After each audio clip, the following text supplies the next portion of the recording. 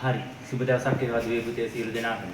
අද අපි දේශපාලන විද්‍යාවේ අවසන් මාසයේ ආරම්භය තමයි මෙසේ සනිටුහන් කරන්නේ.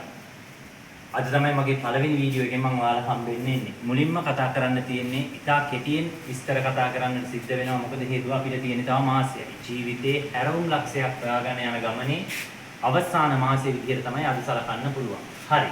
මේකෙදි කතා කරන්න තියෙන මුල්ම කාරණාව තමයි දේශපාලන විද්‍යාවේ අපිට පුතා පාඩම් කරන්න තියෙනවා පාඩම් 15ක්. දැන් හිතන වැඩි වැඩ ටික කරගෙන යන්න කාලේ මදි වැඩේ හරියට කරන්න බෑ වගේ හැඟීමක් එනවා ඇති. නෑ ජීවිතේ කියන්නේම බිඳුවෙන් පටන් ගන්න පුළුවන් හරි ලස්සන ගමන. right.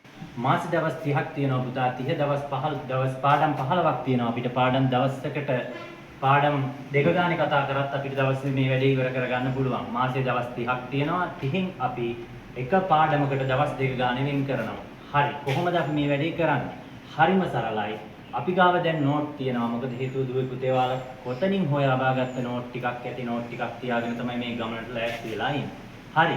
එහෙනම් කරන්න තියෙන මූලිකම කාරණාව තමයි නෝට් ටික පොඩ්ඩක් කියව ගන්න ඕන මුලින්ම. මුල් දවස් 10 අපි ඒ වෙනුවෙන් වෙන් කරගත යුතුයි. ඊට පස්සේ අපිට එන දවස් ටිකේ අපි දවසට පැය 3 ගානේ මේක වෙන් කරගෙන මුලින්ම කරන්න ඕන පාස් පේපර්ස් ටික කරගන්න ආරම්භයක් ගන්න ඕන. එතනින් එහාට ගිහිල්ලා ආපහු අමතක වෙන කොටස් ටිකක් තියෙනවා නම් අපි ඒ ටික ෂෝට් නෝට් එකකින් හදා ගන්න ඕනේ. හරි.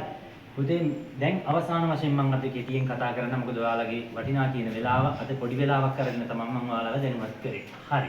මුලින්ම තියෙනවා දුවේ පුතේ මේ පාඩම් 15 ඇතුලේ හරි ලස්සන පාඩම් ටිකක්. අපි ගත්තොත් විවිධ ආණ්ඩු ක්‍රම මාදිලි එතනින් එහාට ගියාට පස්සේ ලංකාවේ ආණ්ඩු ක්‍රම විකාශනය මේ වගේ මාතෘකා ටිකක් තියෙනවා. හරි සරලයි අපි ඉගෙන ගත්තේ. අපි කෙටියෙන් බලමු මේ මාතෘකා ඇතුලේ තියෙන සරලම පාඩමක් ආණ්ඩු ක්‍රම ආකෘති. අපි ගත්තොත් පුතේ ඒකීය ආණ්ඩු ක්‍රම සංදීය ආණ්ඩු ක්‍රම.